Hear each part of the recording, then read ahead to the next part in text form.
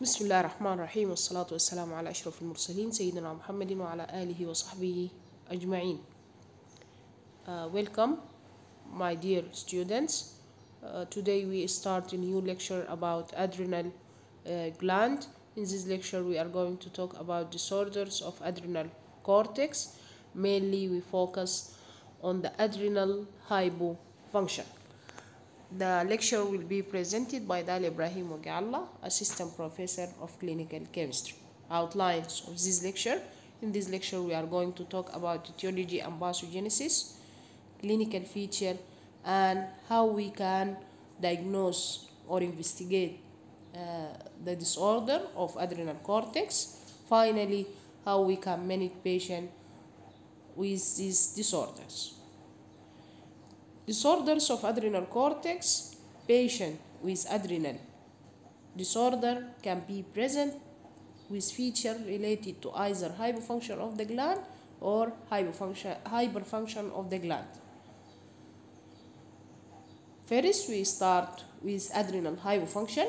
Adrenal insufficiency leads to reduction in the output of adrenal hormones, glucocorticoids and or mineralocorticoids. This insufficiency is of two types. First can be primary insufficiency or secondary insufficiency. In the primary insufficiency, the inability of the adrenal gland to produce enough steroid, and in secondary insufficiency, inadequate of pituitary or hypothalamic to stimulate or stimulation of the adrenal gland. So primary, the defect in adrenal gland itself, and the secondary either from the pituitary or hypothalamus origin. The causes of adrenal hypofunction. We have many causes, but the most common causes are glucocorticoid treatment, autoimmune adrenalitis, tuberculosis. The other causes include adrenaloctomy, secondary tumor deposit, amyloidosis, hemochromatosis, histoplasmosis, tuberculosis, and viruses like cytomegalovirus and AIDS, and adrenal hemorrhage. Also, metabolic failure in hormone production can be the cause, which is include congenital adrenal hyperplasia, example 21 hydroxylase deficiency, 3 beta hydroxysteroid dehydrogenase deficiency, enzyme inhibition, ketoconazole, or accelerate hepatic metabolism by uses of drugs such as phenytoin and barbiturate or rifampicin.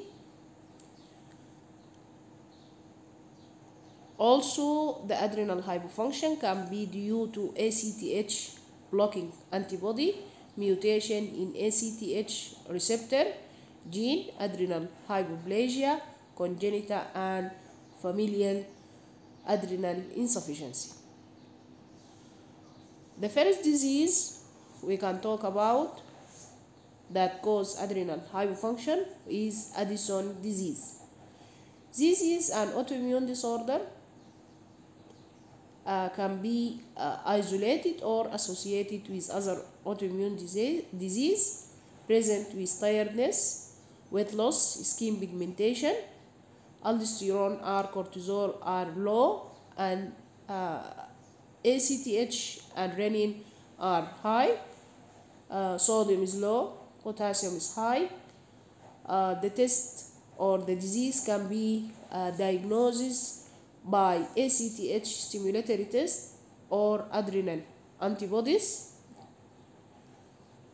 The treatment for Addison disease is cortisol and aldosterone supplementation. Addison disease is primary hypoaldosteronism, that is mean low aldosterone level. The pathogenesis. It is an autoimmune disorder. The most likely result of cytotoxic T lymphocyte.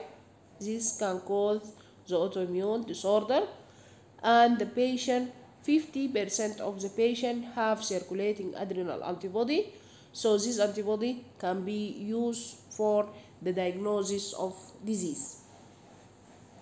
Clinical feature of Addison disease: we have common causes and less common causes. The common causes include tiredness, generalized weakness and lethargy, anorexia, nausea, vomiting, hyponatremia, hyperkalemia, hypercalcemia, convulsion, dizziness and postural hypotension, pigmentation, and loss of body hair in women.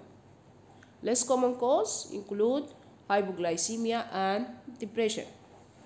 Here we can see the hyperpigmentation, one of the most clinical features of the Addison disease. Also, hyperpigmentation can be inside the oral cavity, as we see in this slide. Adrenal crisis. What we mean by adrenal crisis? It is acute adrenal insufficiency. This condition is medical emergency. Present with acute onset, can be fatal if not recognized and treated. The clinical feature of adrenal crisis include severe hypovolemia, dehydration, shock, hypoglycemia, and possible mental confusion and loss of conscience. The causes of adrenal crisis include stress, adrenal hemorrhage, and meningococcal septicemia. Stress can be precipitated either by infection, tumor, surgery in patients with incipient adrenal failure, treated with glucocorticoid if dose is not increased.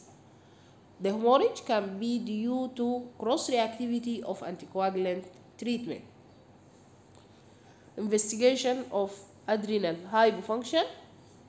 The adrenal hypofunction can be investigated by hormonal measurement. Hormones which can be measured for diagnosis or investigation of adrenal hypofunction include cortisol, ACTH. Different tests can be used to diagnose the disorder. First, we have plasma cortisol concentration. In this test, we measure cortisol at 9 a.m. If the cortisol level is very low, this effectively help in diagnosis. If the cortisol is high, we can exclude the diagnosis. Number 2, ACTH stimulatory test or synaptic test. Measurement of plasma ACTH, Metropole test, CRH stimulatory test, and plasma renin and aldosterone test. Now we are going to talk in details about plasma ACTH measurement. The test is used to differentiate between primary and secondary adrenal insufficiency. If